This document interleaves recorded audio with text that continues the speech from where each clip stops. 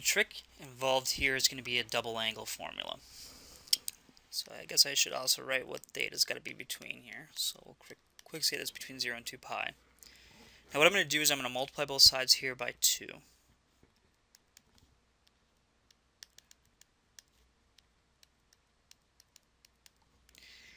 This side over here happens to be the double angle for sine.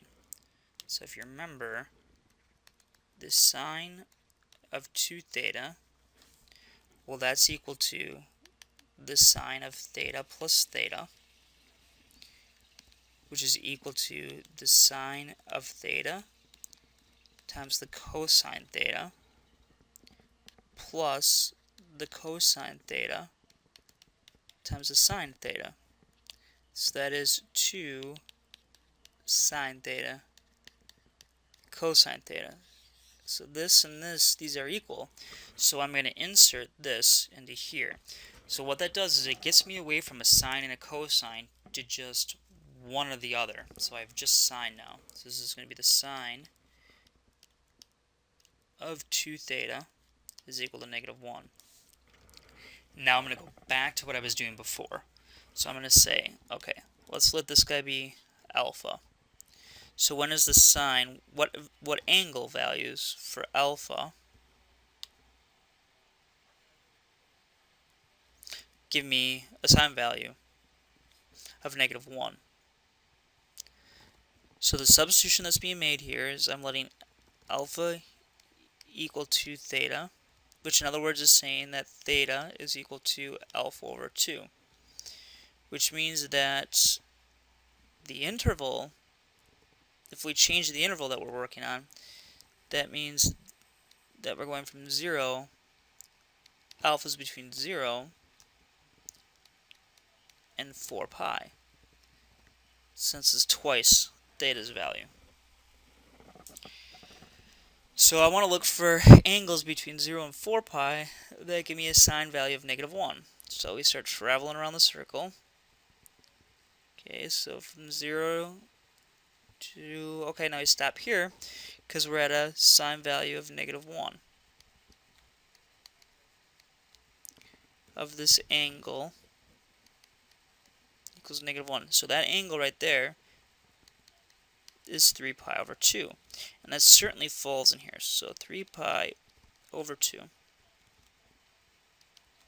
Okay, now let's keep going. So we keep walking around. Remember, so now we're at 2 pi. And then we walk around again. And then we hit here again. So that's 3 pi over 2 plus 2 pi, which is 3 pi over 2 plus 4 pi over 2, which is 7 pi over 2. Now we keep walking, and we have to stop because we've now hit 4 pi total. So those are the alpha values, but remember that theta is alpha divided by 2, so theta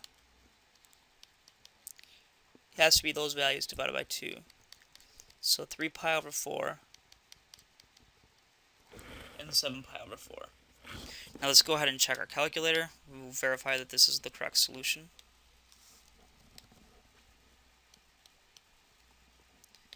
So let's see here. We've got the sine times the cosine. And we want to show when that's equal to -1/2.